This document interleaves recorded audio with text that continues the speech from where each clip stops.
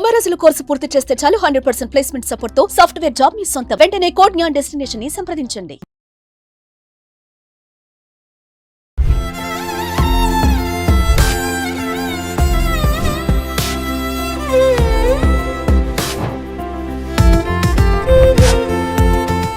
Hello viewers, welcome back to our channel. ప్రస్తుతం మనతో పాటు ఉన్నారు మందడి కృష్ణారెడ్డి గారు. సార్తో మాట్లాడదాం. నమస్తే సార్. నమస్కారం అమ్మా.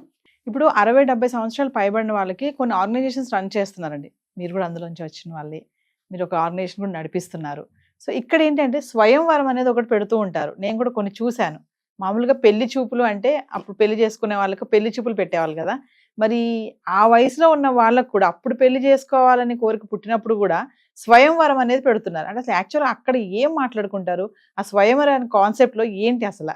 స్వయంవరం అనే కాన్సెప్ట్ నేను డెవలప్ చేసిందేనండి. అంటే అంతకుముందు మామూలుగా యంగ్ పీపుల్కి స్వయంవరం అనేది అక్కడక్కడ జరిగి ఉన్నాయి, కానీ 50 ఏళ్ళు దాటిన వాళ్ళకి పెద్దవాళ్ళ కోసం స్వయంవరం ఏర్పాటు చేయడం భారతదేశ చరిత్రలో మొట్టమొదటిసారిగా ఎల్డర్స్ క్లబ్ ఇంటర్నేషనల్ ఫౌండేషన్ మా ఆర్గనైజేషనే దీన్ని స్టార్ట్ చేసింది. ఇది ఒక హైదరాబాద్లోనే కాకుండా మొత్తం భారతదేశంలో 27 రాష్ట్రాల లోపల సుమారుగా 570 ప్లేసుల లోపల ప్రతి నెల 3వ ఆదివారం నాడు ఈ కార్యక్రమం జరుగుతుంది. ఈ కార్యక్రమంలో 50 years పైన పడ్డవాళ్ళు, అంటే పెద్దల స్వయంవరం అంటాం దాన్ని ప్రత్యేకంగా, 50 ఏళ్ళు పైబడి జీవితంలో ఎంత వయసు ఉన్నా సరే వాళ్ళకి తోడు కావాలని కోరుకునే ప్రతి ఒక్కరూ ఈ కార్యక్రమానికి అటెండ్ కావచ్చు. దీని లోపల మహిళలకు ఉచితంగా మేము ప్రవేశం కల్పిస్తామండి. పురుషులకు మాత్రం 1500 రూపాయలు లైఫ్ మెంబర్షిప్. ఒకసారి జీవిత సభ్యత్వం తీసుకుంటే మళ్ళీ ఎప్పుడు రూపాయి కట్టాల్సిన అక్కర్లేదు. వాళ్ళు ఎన్నిసార్లు అయినా అటెండ్ కావచ్చు. ఇక్కడ ప్రతి ఒక్కరు పరిచయం చేసుకోవాలండి. అంటే వాళ్ళని వాళ్ళు పరిచయం చేసుకుంటారు. వాళ్ళ పేరేమిటి, వాళ్ళ ఊరేమిటి, వాళ్ళ వయసు ఎంత, వాళ్ళ హ్యాబీస్ ఏమిటి, వాళ్ళు ఎలాంటి వాళ్ళ జీవిత భాగస్వామిని కోరుకుంటున్నారు, వాళ్ళకున్న వాళ్ళ జీవిత భాగస్వామి చనిపోయి ఉన్నాడా, లేకపోతే విడాకులు తీసుకుంటున్నారా, లేకపోతే ఇప్పటిదాకా మ్యారేజ్ చేసుకోకుండా లేట్ మ్యారేజా, ఈ వివరాలన్నీ వాళ్ళు ఎక్స్ప్లెయిన్ చేస్తారు. దాన్ని అందరూ విన్న తర్వాత మొత్తం అందరి పరిచయాలు పూర్తయిన తర్వాత దాంట్లో ఎవరికైనా ఆసక్తి కలిగినట్టు వాళ్ళు ఇద్దరు ఒకరి దగ్గరికి ఒకరు చెప్పుకుని నేను మీతో మాట్లాడాలనుకుంటాను ఎక్స్ప్లెయిన్ చేయడం జరుగుతుంది. అవతల వాళ్ళకి ఇష్టమైతే వెళ్ళి వాళ్ళ పక్కన కూర్చొని మాట్లాడతారు. మాట్లాడిన తర్వాత నెంబర్లు తీసుకోవడం కానీ, అడ్రస్లు తీసుకోవడం కానీ, ఇంకా ఫర్దర్, ఎందుకంటే ఒక రోజులోనే నిర్ణయం అనేది జరగదు కాబట్టి అది కొంచెం ఇంకా ప్రొలాంగ్ కావాలి. ఒకరినొకరు తెలుసుకోవాలి, ఆలోచించుకోవాలి, అన్ని విషయాలు అన్ని పరిస్థితులు గమనించుకున్న తర్వాత ఇష్టం అనుకుంటే ముందుకెళ్ళేటైతే అలాంటి వాళ్ళకు మేము చాలా సేవలు అందిస్తాం. ఒకటి, మ్యారేజ్ చేసుకోదలుచుకుంటే వాళ్ళకి కావాల్సినటువంటి ఆ పెళ్లిని మేము రిజిస్టర్ మ్యారేజ్ ఫ్రీగా చేసి పెడతాం. అలాగే వాళ్ళకు ఒక లీగల్ అగ్రిమెంట్ తయారు చేస్తాం. అంటే భవిష్యత్తులో హక్కులేమిటి, బాధ్యతలేమిటి, అప్పులేమిటి, ఆస్తులేమిటి, ఒకరు పోతే ఒకరికి ఏమొస్తుంది, ఒకరు విడిపోతే ఇంకొకరికి ఏమొస్తుంది, ఇలా అన్ని విషయాలు అగ్రిమెంట్లో రాసి దాన్ని రిజిస్టర్ చేసుకునే అవకాశాన్ని కల్పిస్తాం. దానివల్ల సమస్యలు చాలా తగ్గుతాయి. పిల్లలకు కూడా ఆస్తులన్నీ పోతాయి. జనరల్గా ఉండేటువంటి పిల్లలకున్న పెద్ద సమస్య ఏమిటండి అంటే తల్లిదండ్రులు వివాహం చేసుకోవడం తప్పని అనే వాకన్నా చాలామంది ఒప్పుకునేందుకు సిద్ధంగా ఉన్నారు. కానీ వాళ్ళ భయాలు ఏమిటంటే తండ్రి ఆస్తి తండ్రి చనిపోయిన తర్వాత మాకు వస్తుంది, ఆ ఆస్తిని కాస్త ఈవిడ ఎక్కడైనా కొట్టేస్తుందేమో, మాకు రాకుండా చేస్తుందేమో అనే భయాలతోటి 90% ఆఫ్ ది పీపుల్ అండి, 90% పిల్లలు భయపడేది తల్లిదండ్రులు ఏదో పరువు పోతుంది, వాళ్ళ పెళ్లి చేసుకుంటే పరువు పోయేది, వాళ్ళు తప్పు పని ఏం చేయడం కదా, వివాహం కదా చేసుకుంటున్నారు, ఇంకేదైనా తప్పు పని చేస్తే మిగతా వాళ్ళు భావించడానికి అవకాశం ఉంది. ఒక స్త్రీనో ఒక పురుషునో తన జీవితంలోకి ఆహ్వానించడం తప్పనే విషయం ప్రపంచం ఎక్కడ చెప్పలేదు, ఏ మత గ్రంథాలు చెప్పలేదు, ఎవరు చెప్పలేదు. కాబట్టి తప్పు కాదు. ఒకటే భయాలు ఏమిటంటే ఆస్తి భయం, డబ్బుల భయం, ఏదైనా ఫిక్స్డ్ డిపాజిట్స్ ఉన్నాయి, ఆస్తులు ఉన్నాయి, ఇవి కాస్త ఆ స్త్రీకి వెళ్ళిపోతే ఆ స్త్రీకి సంబంధించిన వాళ్ళకి వెళ్ళిపోతాయేమో, మాకు రాకుండా పోతాయనే భయాలు మాత్రమే ఉన్నాయి. కాబట్టి ఈ భయాలు పక్కన పెట్టేస్తే, అంటే ఈ లీగల్ అగ్రిమెంట్ వల్ల ఏమవుతుందంటే ఆ భయాలు తగ్గుతాయి. అంటే ఆవిడకి ఇచ్చేది ఏమిటో పరిమితంగా ఉండేటువంటి దాంట్లో రాస్తారు కాబట్టి క్లియర్గా, మిగతావన్నీ వీళ్ళకే ఉంటాయని ఆశ కలిగినప్పుడు వాళ్ళు కూడా దీన్ని ప్రోత్సహించడానికి అవకాశాలు ఏర్పడతాయి. ఇలాంటి లీగల్ అగ్రిమెంట్ చేస్తాం. వాళ్ళ మధ్య ఏదైనా డిస్ప్యూట్స్ వస్తే కూర్చోబెట్టి మేము సెటిల్ చేస్తాం, ఏవి డబ్బులు కట్టాల్సిన అవసరం లేకుండా ఫ్రీగా.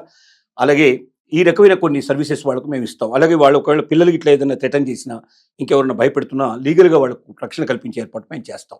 ఇలాంటివన్నీ మేము కల్పిస్తాం వాళ్ళకి. ఇది డబ్బు కోసం చేసే పని కాదు, ఒక చారిటబుల్ ట్రస్ట్ ద్వారా మేము చేసే పని కాబట్టి ఇలాంటి సర్వీస్ అన్ని మేము ఇస్తున్నాం. ఈ స్వయంవరం ఎందుకు పెట్టాల్సి వస్తుందంటే స్వయంగా వీళ్ళు ఎన్నుకోవడం.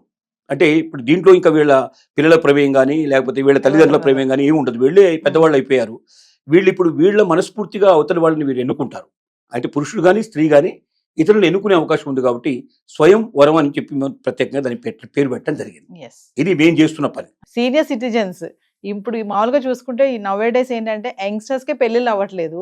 మరి ఆ వయసులో వాళ్ళు కూడా ఎంత హ్యాపీగా అంటే మాకు తోడు కావాలి, మేము పెళ్లి చేసుకోవాలి, నాకు భార్య కావాలి, నాకు భర్త కావాలి, నాకు మంచి ఆస్తి ఉంది అని అంటున్నారు. ఇలాంటివి చూసినప్పుడు ఏమనిపిస్తుంది మీకు? అంటే మేము చెప్పేది ఏమిటంటే సహజంగా అసలు 50 ఏళ్ళు 60 ఏళ్ళు దాటిన తర్వాత నీ జీవితంలోకి ఇంకొక భాగస్వామి రావడం అనేది చాలా గొప్ప విషయం అది. ఉమ్. ఇక్కడ కూడా మళ్ళీ నాకు కులం కావాలి, మతం కావాలి, లేదా జాతకాలు కలవాలి, లేకపోతే ఇలాంటివన్నీ రకరకాలు పెట్టుకోవడం, నా భార్య లాంటిది భార్య రావాలి, నా భర్త లాంటి భర్తే రావాలని కోరుకుంటే ఇది సాధ్యమయ్యే పనులు చాలా వరకు కావు. కావు. కాబట్టి వాటి పక్కన పడేసేయండి. కాస్త మీకు పరిచయం లోపల మంచి అనిపించి ఈ మనిషి జీవితంలో నాకు ఇబ్బంది కలిగించదు, నాతో పాటు జీవితాంతం ఉంటుందనేటువంటి భావన మీకు కలిగితే మీరు జీవిత భాగస్వామిని ఎంచుకునేందుకు ప్రయత్నించండి. మీరు కోరుకునే కోరికలన్నీ ఇక్కడ పెడితే మీ జీవితాంతం ఇంకా జరగదు. అవును. అంటే మీరు ఊరికనే అట్లా కళ్ళు గంటూ కూర్చోవాల్సిందే తప్ప కళలు నిజమయ్యే అవకాశాలు లేవు. అవును. కానీ జీవితంలో కళలు నిజం చేసుకోవాలంటే వాస్తవంలో బతకాలి. మనం ఊహల్లో బతికి మనిషి లాభం లేదు, వాస్తవంలో బతకాలి. వాస్తవంగా ఉన్న వాళ్ళలో ది బెస్ట్ ఎవరు అనుకుంటారో మీకు నచ్చి అవతల వాళ్ళు కూడా నచ్చి మీరు ముందుకు వెళ్ళగలిగితే సంతోషంగా ఉంటుందనేది మేము ఎక్స్ప్లెయిన్ చేస్తూ ఉంటాం. తప్పులు పక్కన పెట్టండి. మనిషికి ఆశలు ఉంటాయి, కోరికలు ఉంటాయి, చాలా ఉంటాయి. మనిషి చనిపోయేదాకా కోరికలు ఉంటూనే ఉంటాయి.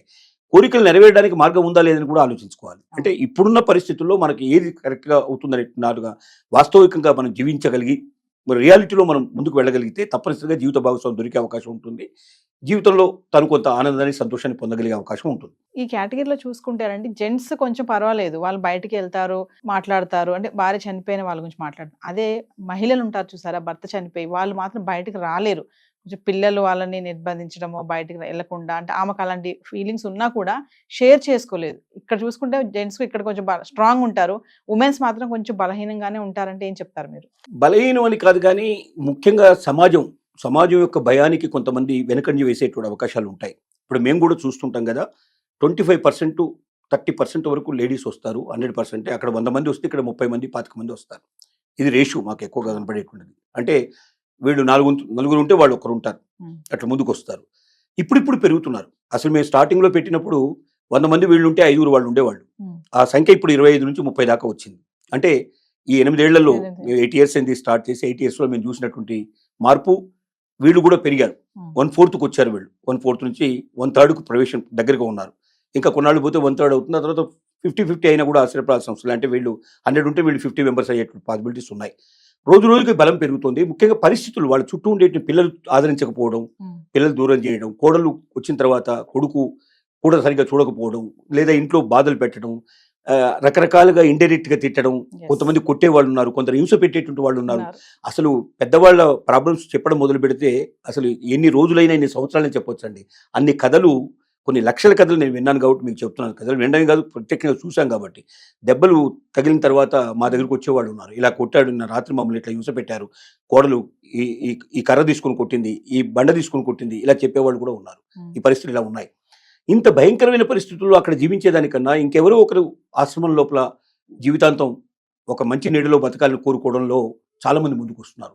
అంటే వీళ్ళు తయారు చేస్తున్నారు. ఇవాళ ఉన్న యంగ్ జనరేషన్ తన తల్లిదండ్రులు, తన పెద్దవాళ్ళ యొక్క వాళ్ళకి ఏం కావాలి, వాళ్ళని ఎలా చూసుకోవాలి, వాళ్ళని ఆనందంగా సంతోషంగా ఎలా ఉంచాలనేటువంటి దానికన్నా బాధ్యతను విస్మరించి తమ సంతోషాలు, తమ సుఖాల కోసం తన జీవితంలో వచ్చిన భాగస్వామి ఎన్ని బాధలు పెట్టినా, ఎన్ని కష్టాలు పెట్టినా, స్వయంగా తన తల్లిని కొడుతున్నా, తన తండ్రిని హింస పెడుతున్నా, భోజనం పెట్టకపోయినా, ఆరోగ్యం చూపించకపోయినా, ఎన్ని బాధలు పెడుతున్నా కూడా చూస్తూ ఒక రాయిలాగా, ఒక గోడలాగా నిలబడేటువంటి ఆ పిల్లల్ని చూసినప్పుడు అసహించుకొని తల్లిదండ్రులు ఇంకెవరు ఉంటారండి? అలాంటప్పుడు ఇంకొక మార్గం చూసుకోకుండా ఏం చేస్తారు? కాబట్టి ఇలా జరుగుతుందంటే కారణం ఏమిటంటే, సంతానం తమ యొక్క బాధ్యతల్ని విస్మరించి, తమను పెంచి పెద్ద చేసి గొప్పవాళ్ళని తయారు చేసిన తల్లిదండ్రులని విస్మరించిన రోజుల్లో ఈ పరిస్థితులు ఏర్పడుతున్నాయండి. అందులోంచే ఈ భావాలు వస్తున్నాయి, అందులోంచే ఈ ఆలోచనలు వస్తున్నాయి. దీనికి కారణం యువతరం అని నేను 100% మీకు చెప్పగలుగుతాను. Thank you.